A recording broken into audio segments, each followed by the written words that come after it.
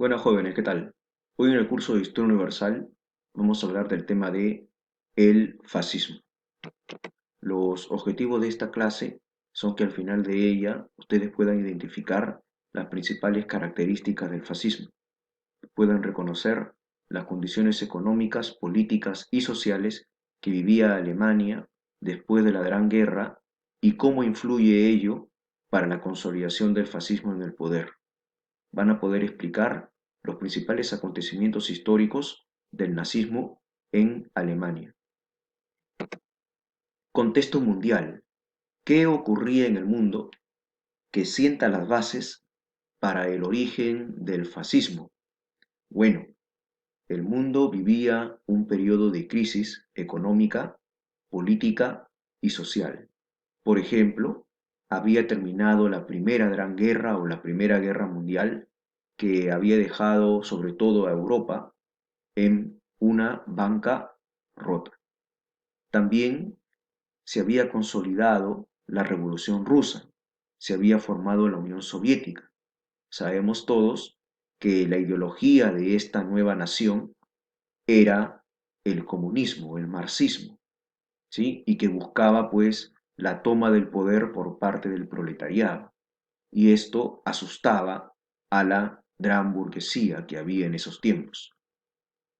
Otro acontecimiento es la crisis de 1929, el crack del 29, que trajo pues una gran debacle económica, una bancarrota económica en muchos países del mundo.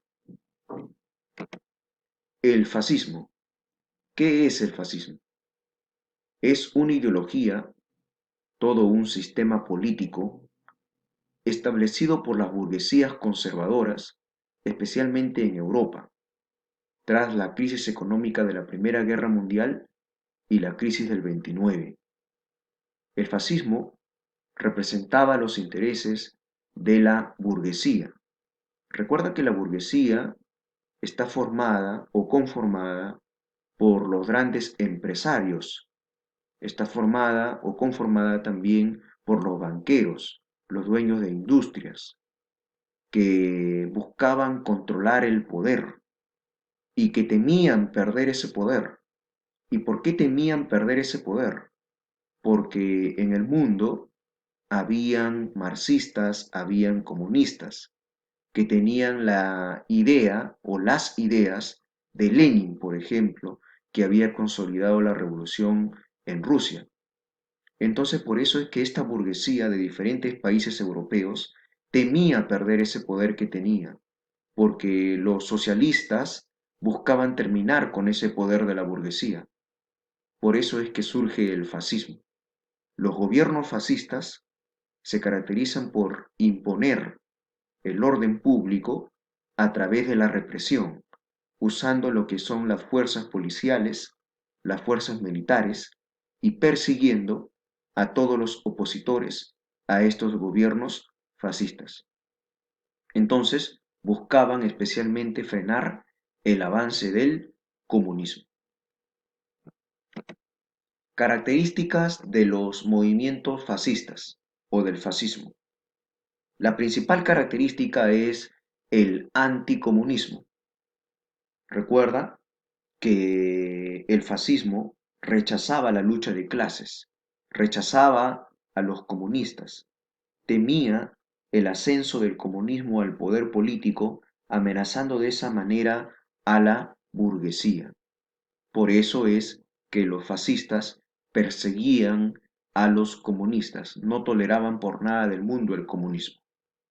Otra característica es el totalitarismo, es decir, estos movimientos fascistas buscaban tener el poder total de un gobierno, no aceptaban oposición alguna. Todo opositor será perseguido o reprimido. Otra característica es el caudillismo, que consiste en la exaltación de una persona, la veneración o la adoración de una persona que viene a ser un caudillo, un líder supremo que dirigía un gobierno. Eres un caudillo. Por ejemplo, Hitler fue un caudillo. Benito Mussolini fue otro caudillo. Todos sabemos por cultura general que la población respetaba, los consideraba como grandes líderes a estos personajes que acabo de mencionar. Otra característica es que estos fascistas son antidemócratas. ¿Por qué?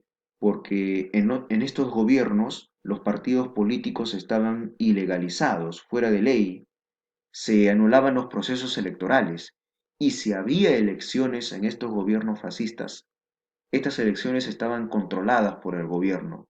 Había fraude electoral y o se reeligía el dictador o si no llegaba al poder un personaje muy cercano a este dictador. Por eso que no había democracia. Otra característica es que no respetaban tampoco los derechos humanos, antiderechos humanos.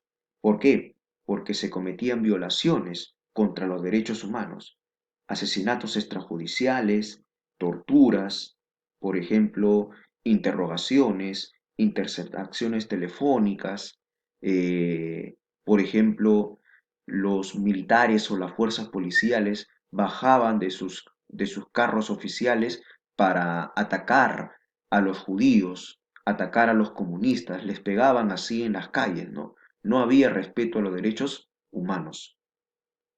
Otra característica es el chauvinismo. El chauvinismo también puede ser considerado como un nacionalismo extremo. Estos gobiernos fascistas buscaban exaltar el nacionalismo para que la población que formaba parte de sus países vaya, por ejemplo, y pueda justificar las guerras. Vayan a las guerras y pelean hasta morir por su país o por su nación. Por eso es que estos movimientos fascistas justificaban de esa manera el nacionalismo extremo o el chauvinismo.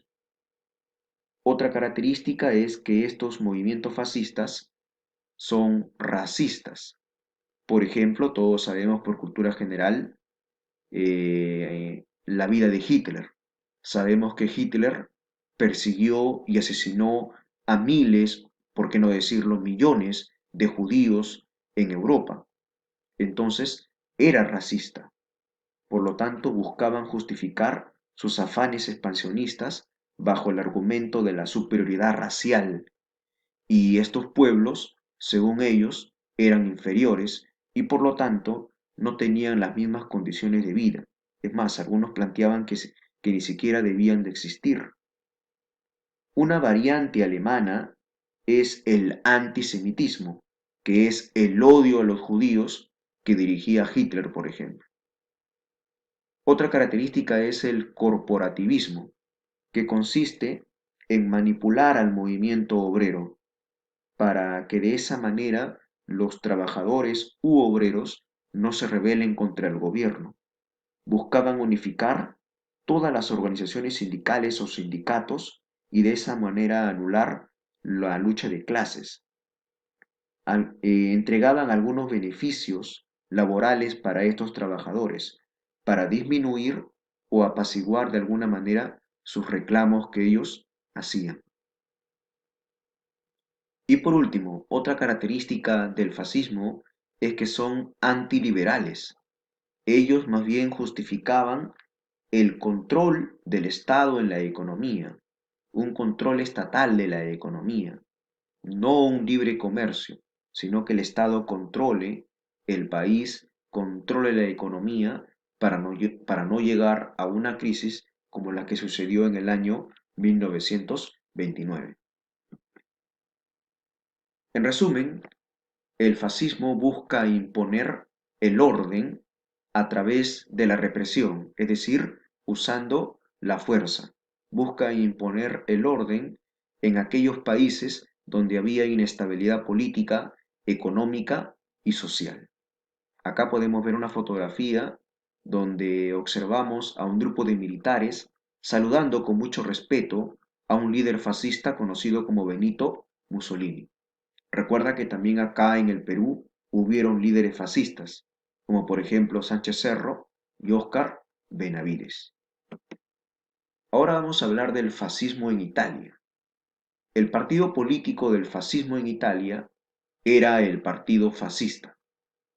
Su líder es este señor llamado Benito Mussolini, conocido también como el Duce. ¿Qué, ¿Cómo estaba la situación de Italia después de la Primera Guerra Mundial? Estaba sin beneficios económicos y no tuvo muchos beneficios económicos Italia después de la Primera Gran Guerra o de la Primera Guerra Mundial. Al contrario, Italia vivía una crisis económica, desempleo, huelgas, paros, inflación, etc. El partido fascista del señor Benito Mussolini no tenía el apoyo del pueblo, no tenía apoyo popular en las elecciones, en las urnas, ¿sí? De 1919, ni tampoco lo tuvo en el año 1921. Pero la burguesía italiana, que no veía con buenos ojos el avance del comunismo en su país, decidió apoyar al partido fascista. Por lo tanto, el partido fascista tuvo el respaldo de la Sociedad Nacional de Industrias de Italia, que representaba pues a esa clase dirigente y muy rica económicamente hablando de este país. Por ejemplo, les brindó armas para acabar con las revueltas o las rebeliones obreras o campesinas que habían. Es así como el 28 de octubre del año 1922 se produce el golpe de Estado de las camisas negras que imponen en el poder de Italia al señor Benito Mussolini. Y Mussolini se convierte así entonces en el líder de este país, de Italia, después del golpe de Estado de las camisas negras. Las camisas negras son una fuerza policial, o eran una fuerza policial allá en Italia. Sus nombres se debían pues al vestuario que ellos utilizaban, como podemos ver en esta fotografía. A este golpe de Estado de las camisas negras se le conoce como la Marcha sobre Roma. Acá ves, están marchando en la ciudad capital de Italia, Roma, y van a imponer en el gobierno al señor Mussolini, y dejaron al rey de Italia, al señor Víctor Manuel III, solo como una figura decorativa en el poder. Este rey ya no gobernaba, ¿sí? El rey reina, pero ya no gobernaba. ¿Sí? Ahora el gobierno recaía en manos de Benito Mussolini. Ahora vamos a hablar del fascismo en Alemania, pero recuerda que el fascismo en Alemania tiene un nombre especial, que es el partido nazi. El partido nazi también era llamado como el Partido Nacional Socialista Obrero Alemán, pero es más conocido con el nombre del partido nazi. Y a este periodo se le va a conocer también como el nazismo, allá en Alemania. ¿Quién era el líder del nazismo alemán? El señor Adolfo Hitler, también llamado el Führer. Contesto, ¿qué pasaba en Alemania después de la Primera Guerra Mundial? Había un rechazo de la población alemana a la firma del Tratado de Versalles. Recuerda que el Tratado de Versalles ponía fin a la Primera Guerra Mundial y prácticamente humillaba a este país por las reparaciones de guerra que tenían que pagar y por las reivindicaciones de guerra que también tenían que cumplir. Alemania vivía una hiperinflación, una superinflación que llegó en el año 1923 al a 1.000.000%.